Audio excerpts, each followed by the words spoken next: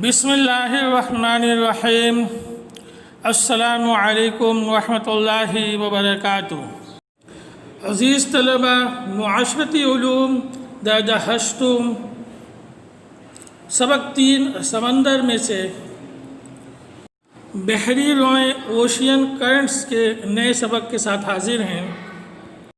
عزیز طلبہ، لہر اور مد و جزر کے علاوہ پانی کی ایک تیسری حرکت بھی ہے، یعنی سمندر میں ایک تیسری حرکت بھی ہوتی ہے۔ اس حرکت میں سمندر کا پانی دریا کی مانند مستقل طور پر کسی خاص سمت میں بہنا شروع کر دیتا ہے تو اسے بحری رو اوشین کرنٹ کا نام دیا جاتا ہے۔ درجہ حرارت اور دوسری کئی عوامل کی بنا پر بحری رو اوشین کرنٹس کی 2 بڑی اقسام ہیں۔ نمبر 1، گرم بحری روئیں۔ گرم بحری روئیں وہ ہیں جو خط استوا یعنی زمین کے درمیانی نصف سے قطبین کی جانب چلتی ہیں، یعنی جنوب کی طرف یا شمال کی طرف چلتی ہیں، جیسے کہ آپ اس نقشے کے اوپر دیکھ سکتے ہیں۔ لال رنگ سے، لال تیر کے نشانوں سے دکھایا گیا ہے کہ کس طرف گرم بحری روئیں چل رہی ہیں۔ زمین کے کس حصے میں، سمندر کے کس حصے میں گرم بحری روئیں موجود ہیں، اور اس کی پہچان یہی ہے کہ خط استوا یعنی زمین کے درمیانی حصے سے یا تو شمالی قطب کی طرف یا جنوبی قطب کی طرف یہ لہریں چل رہی ہوتی ہیں، انہیں ہم گرم بحری روئیں کہتے ہیں۔ بحری روؤں کی دوسری قسم سرد بحری روئیں ہیں۔ سرد بحری روئیں وہ ہیں جن کا رخ قطبین کی طرف سے خط استوا کی طرف ہوتا ہے، یعنی یہ شمالی یا جنوبی قطب سے زمین کے درمیانی حصے کی طرف بہہ رہی ہوتی ہیں۔ جیسے کہ آپ اس نقشے پر دیکھ سکتے ہیں کہ قطبین کی طرف سے بلو کلر میں جو تیر کے نشانے ہیں، ایروز ہیں، ان سے ہم ظاہر کر رہے ہیں کہ یہ روئیں قطبین کی طرف سے زمین کے درمیانی حصے یعنی خط استوا کی طرف چل رہی ہیں۔ یہ روئیں چونکہ قطبین کی طرف سے چل رہی ہیں تو قطبین دراصل زمین کے وہ حصے ہیں، 2 حصے ہیں جو کہ انتہائی سرد ہیں، اور ادھر سے جب یہ روئیں چلیں گی تو لازمی بات ہے کہ یہ ٹھنڈی روئیں ہوں گی، یعنی سرد بحری روئیں ہوں گی۔ جس طرح لہروں اور مد و جزر کے پیدا ہونے کے اسباب ہیں، اسی طرح بحری روئیں بھی کئی وجوہات کی وجہ سے پیدا ہوتی ہیں۔ ان میں چند ایک کا ذکر ہم کرتے ہیں۔ نمبر 1، سمندر کے پانیوں کے درجہ حرارت میں فرق۔ خط استوا کے علاقوں میں سورج کی شعاعیں عموداً پڑتی ہیں، یعنی زمین کے جو بیچ کے درمیان کا جو حصہ ہے وہاں سورج کی شعاعیں عموداً پڑتی ہیں، جس کی وجہ سے اس خطے کے سمندروں کا پانی گرم ہوتا ہے۔ گرم پانی چونکہ ہلکا ہوتا ہے، اس لیے یہاں سمندروں کی سطح نسبتاً اونچی ہو جاتی ہے۔ اس کے برعکس قطبی علاقوں میں یعنی قطبین کی طرف سورج کی شعاعیں ترچھی پڑتی ہیں، جن میں گرم کرنے کی صلاحیت کم ہوتی ہے، لہٰذا یہاں کے سمندر انتہائی ٹھنڈے ہوتے ہیں، ٹھنڈا پانی بھاری ہوتا ہے، اور سطح سمندر سے سمندر کی تہہ کی طرف بیٹھنے لگتا ہے۔ اس طرح استوائی علاقوں اور قطبی علاقوں کے درمیان ایک ڈھلان سی بن جاتی ہے، جس کی وجہ سے بحری رو پیدا ہو جاتی ہے۔ نمبر 2، سمندر میں نمک کی مقدار میں کمی بیشی بھی درجہ حرارت کی وجہ سے ہوتی ہے۔ جن سمندروں میں درجہ حرارت میں زیادتی کی وجہ سے عمل تبخیر یعنی آبی بخارات بننے کا عمل زیادہ ہوتا ہے، وہاں نمک کی مقدار یا اس کی نمکیات زیادہ ہو جاتی ہے۔ اس سے پانی بھاری ہو کر نیچے کی طرف بیٹھ جاتا ہے اور سمندر کی تہہ سے ایک رو کی شکل میں کم نمک والے سمندر کی طرف بہنے لگتا ہے۔ کم نمک والا پانی ہلکا اور تازہ ہوتا ہے، اس لیے سطح سمندر کے قریب رہتا ہے۔ نمبر 3، دائمی ہوائیں۔ بحری روؤں کے پیدا ہونے کا سب سے بڑا سبب دائمی ہوائیں ہیں۔ یہ ہوائیں سارا سال ایک ہی سمت میں مخصوص رفتار کے ساتھ چلتی ہیں اور سمندری پانی کو بھی اپنی سمت میں دھکیلتی ہیں۔ اسی طرح سمندری پانی ان ہواؤں کے زیر اثر خاص سمت میں بحری رو کی صورت میں چلنا شروع کر دیتا ہے۔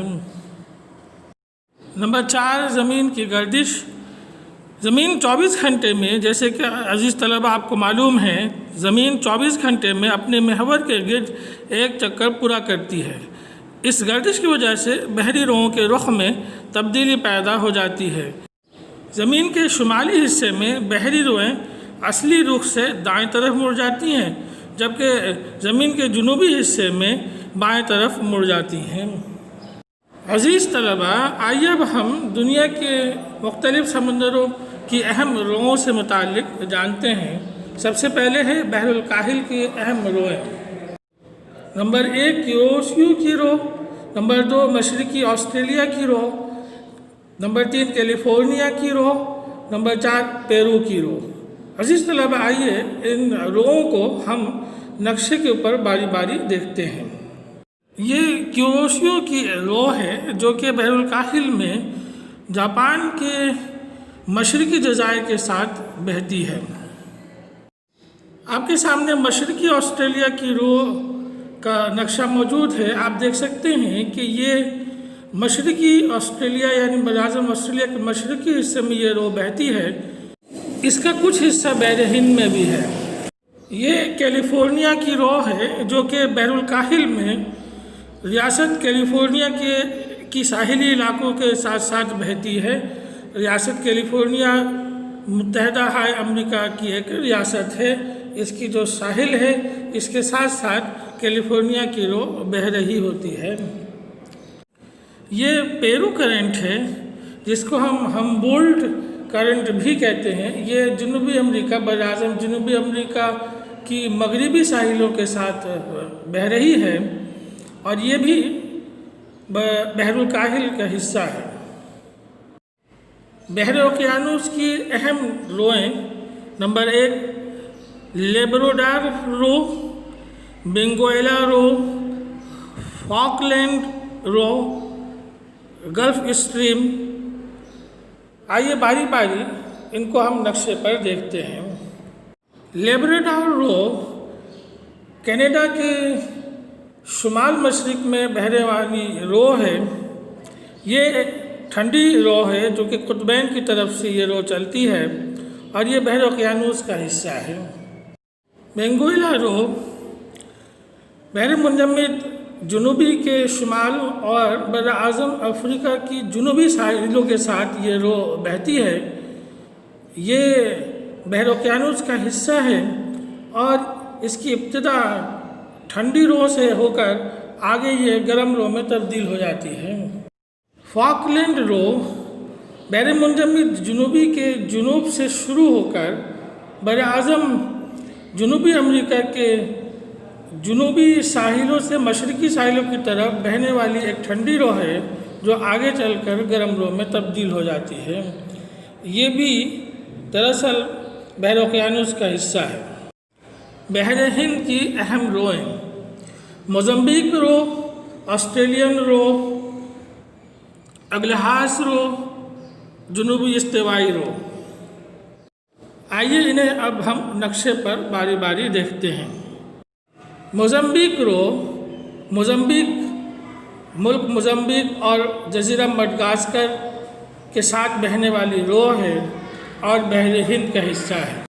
اگلہاس رو یہ بحر ہند میں بہنے والی ایک رو ہے جو کہ براعظم افریقہ کی جنوب مشرقی ساحلوں کے ساتھ بہتی ہے اور پھر یہ مشرق کی طرف دور تک نکل جاتی ہے۔